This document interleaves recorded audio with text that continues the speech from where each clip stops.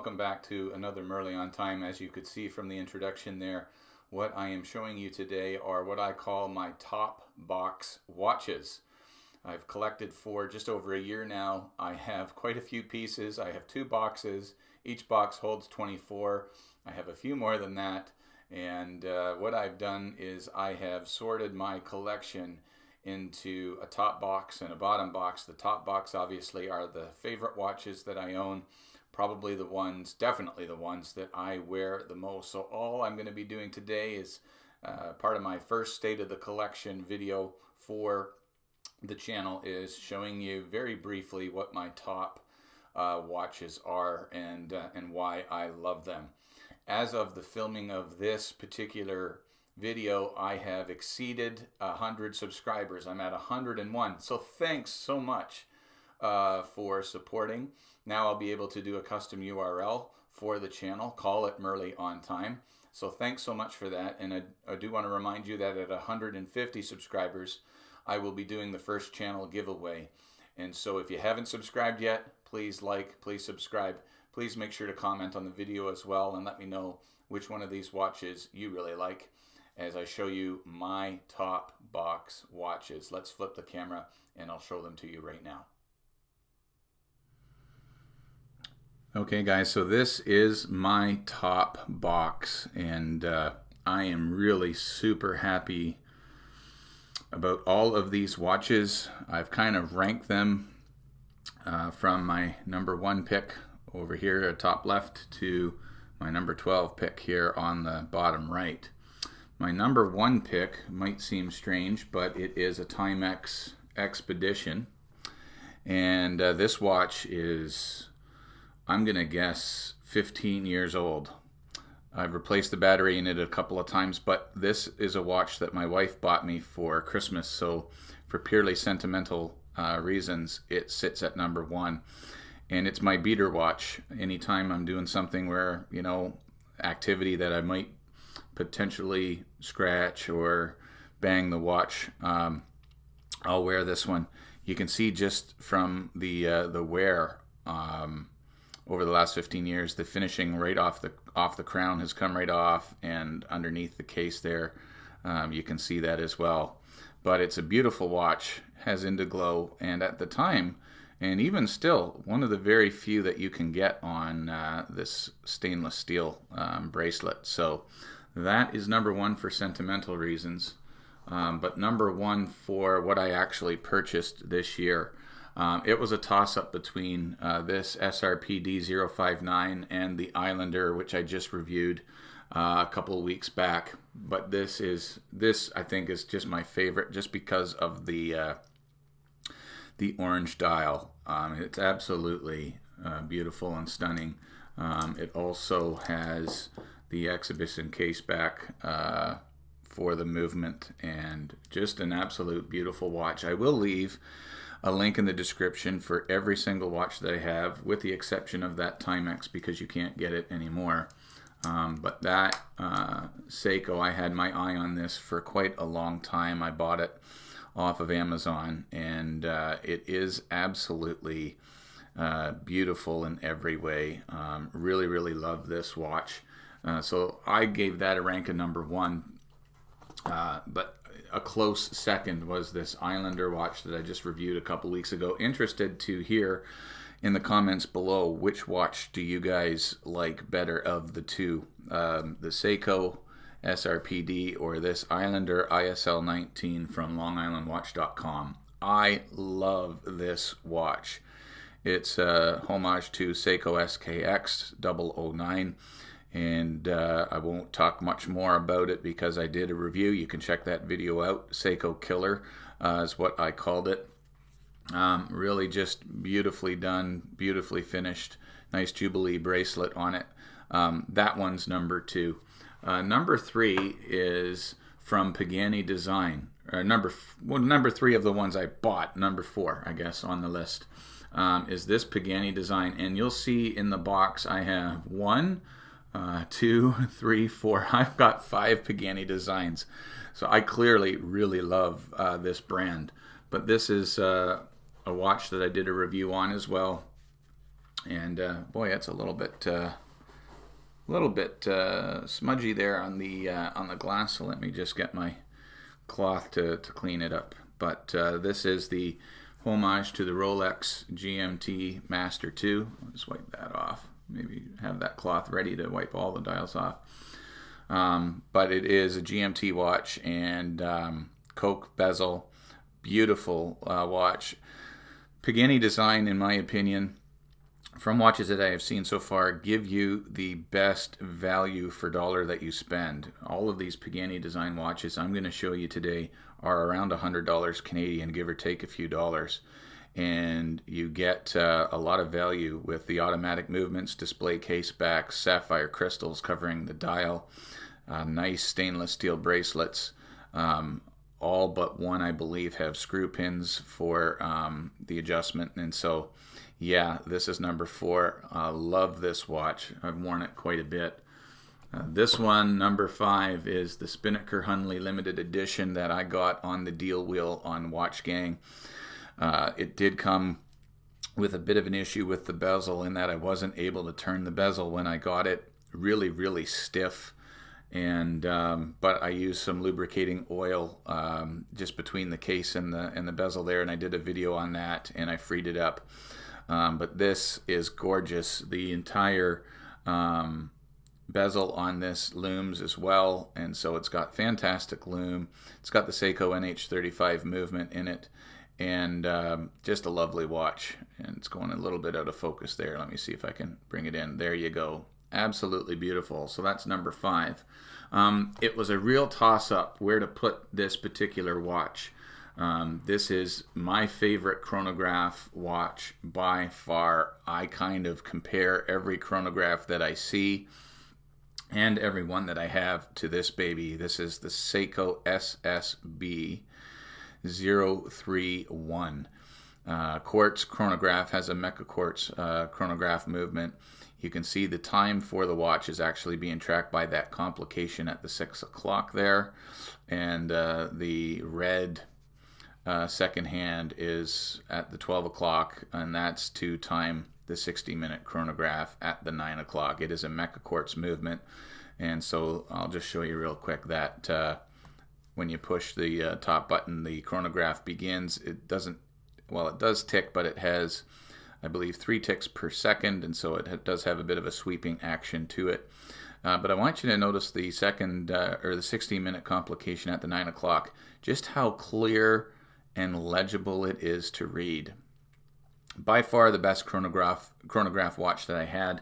So I just kind of had trouble placing it at number 6, but I do like those other watches better. So push the chronograph button at the top to stop it, and this one has a snap back, so you'll see that will just fly back to the 12 when you push the bottom button, so you can quickly time something else again in succession. Awesome watch. Love this thing. And actually I might just wear it on the wrist today, as a matter of fact. But beautiful. Best chronograph that I have, really one of the best ones that I have seen, at least for a quartz movement, is that one. So what do you guys think out of the top 6? Which one do you like better? I'm going to guess not too many people are going to choose the Timex. So out of the first 5 that I purchased, what do you like the best? Getting down to number 6 on the list is this Pagani design. They call it a Turbolin, but someone had commented on the video that I did on this that it is not a true Turbolin because the whole movement at the open heart at the 6 doesn't turn. But you can see the movement, and there is a wheel that turns there. So it's like a Turbolin style. But it's absolutely beautiful. Look at the nice polish finish on the bezel, as well as the case and the center links of the bracelet. Out in the sunlight, this thing just glitters really nicely. And of course, when the movement is going, you can view it in the window there. Really beautiful piece to look down at on your wrist. And again, for $100.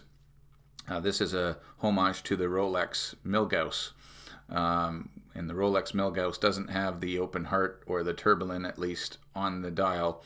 But this one, every other way, just mimics that look. Beautiful watch. another Rolex homage, and this is another Pagani design. As you can tell, I really love the Pagani design brand.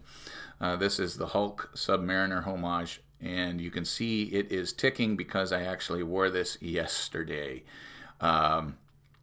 Gorgeous sunburst green dial, green ceramic bezel on it, date window, just beautifully done. The magnification on that, I absolutely love this watch.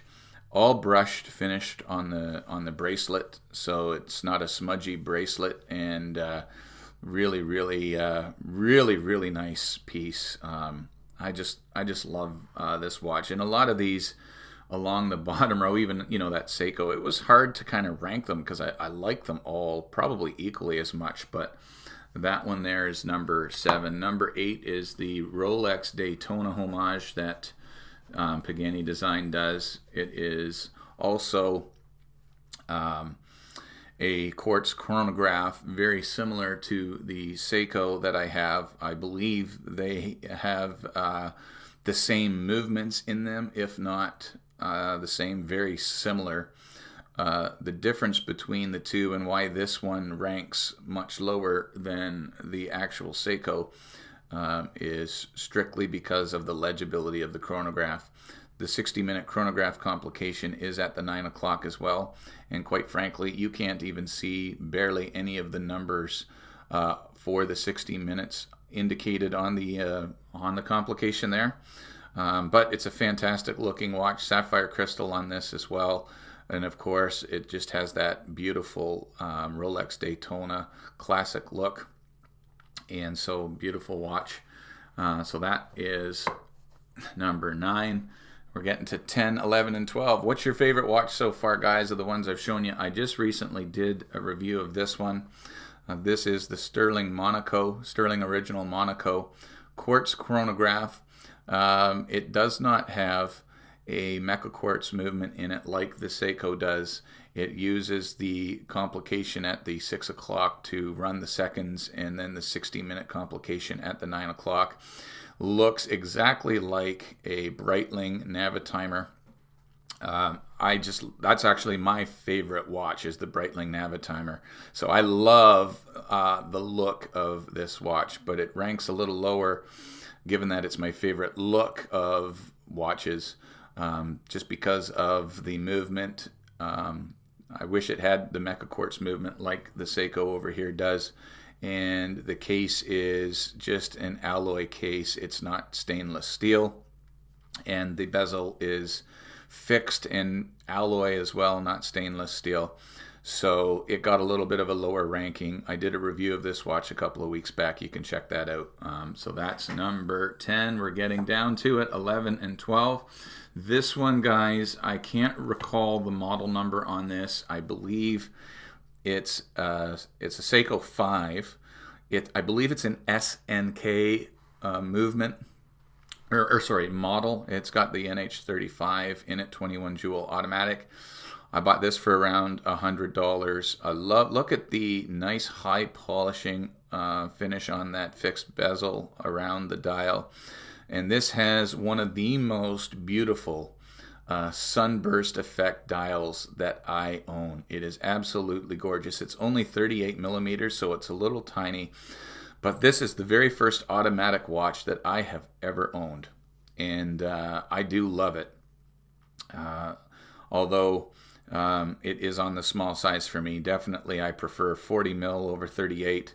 And you can see it is running as well because I have worn it. I wore it today, actually, leading up to doing this video. Wonderful, wonderful, wonderful automatic watch. And the last one, but not least, I guess, is this. And there's kind of a funny story about this one. I purchased this one accidentally. I didn't mean to click on the buy now button. I was just checking out how much it was going to cost in the cart, and then I accidentally clicked on it to buy it. But I'm not unhappy with it. It's a Pagani Design homage to the Tag Heuer Autavia. One of the only differences on the look on the dial between this and the Octavia is the Octavia has the date window at the 6 o'clock, whereas because of the Seiko movement in this one, it has it at the 3 o'clock. This one does have a 100 or a 90 click, but it is a bi-directional bezel. And it's the only watch that I have with a bi-directional bezel on it. Haven't done a review of this one, but it's got a beautifully domed sapphire crystal on it, and of course Seiko automatic movement. And I believe this is the only Pagani design watch that I have that doesn't have screw pins. I think these are just push pins, but this does have a nice butterfly, or yeah, I guess you call it, I don't know if that's a butterfly, but a diver's extension on the bracelet. Come on, focus in on there. And you can see this bracelet is a scuffer because of the high polish in the center links there. But this is number 12. And absolutely love this. I have worn it quite a bit as well. And so that's it, guys. That is the top box watches in the Merle on Time collection. I'm sure with one that I've got an eye on right now that's going to take me a couple of months or more to save up for it, is going to probably kick that one out for sure.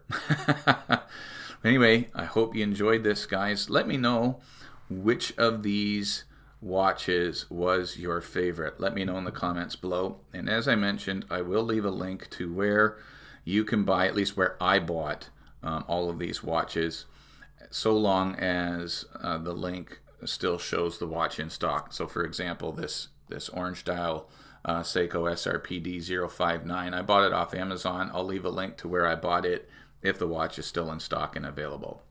So there you go, the top box watches of Merle on Time. So there you go, those are my top box watches. Thanks for checking out the channel and for watching. Thanks to those who recently subscribed that have pushed me above that 100 marker. A little small milestone for my channel. I really do appreciate the support. Of course, if you haven't subscribed yet already, please do so. There will be a giveaway at 150 subscribers. And thanks for supporting the channel Merle on Time. As always, when you leave your house, make sure you have a great looking piece to wear on your wrist.